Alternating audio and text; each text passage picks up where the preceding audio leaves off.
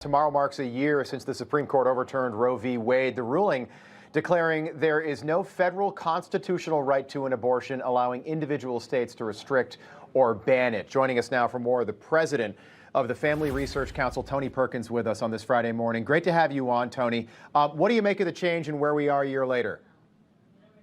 Well, Rob, good to see you this morning. So here's where we are. With the court decision a year ago, we now have an opportunity in the United States to see this issue back into the hands of lawmakers and the people. And so that's what we're seeing happening in states across the nation. And our message is very clear. There's still a federal role. There is now an opportunity to protect the unborn in this country, and this is a responsibility of elected officials at every level, whether it's the county level, the city level, the state level, or the federal level.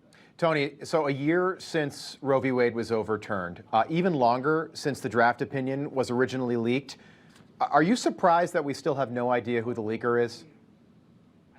It is a little surprising that we don't have that information yet. Maybe one day we will find out. What we do know is that overwhelmingly, Americans want to see the unborn protected. We were just in Iowa this week with a town hall meeting with Senator Lindsey Graham, Marjorie Dannenfelser, with Susan B. Anthony. And what we're saying is there needs to be a threshold nationally. And if you look at the polling data, there is probably 60 to 70% of Americans say that when a child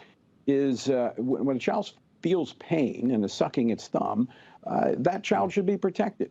Only about 15% of Americans are where the Democratic Party is, and that is abortion up until the moment of birth. That's not where America is. Yeah, hugely controversial. We're just saying, though, it remains hugely controversial throughout the country. It always has been. And true, good point. It affected Republicans in a negative way in November. Do you think this plays a big role in the 2024 election?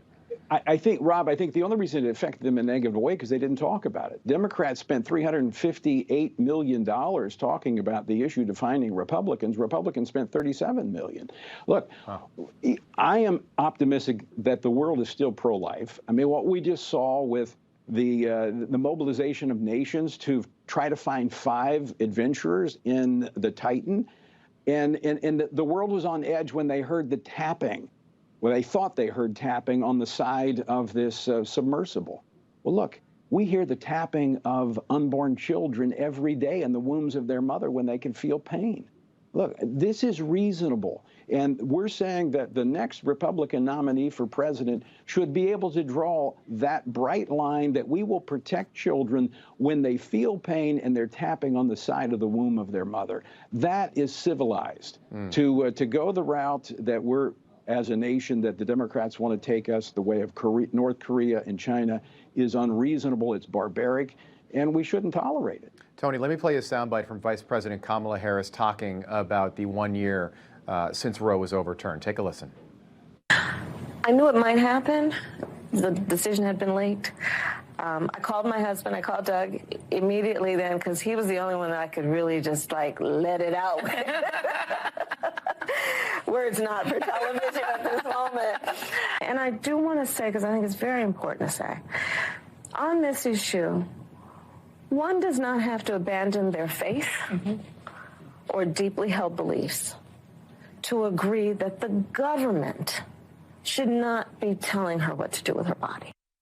Tony, 200,000 lives have been saved since Roe was overturned a year ago. Your reaction in about 20 seconds to those comments right there.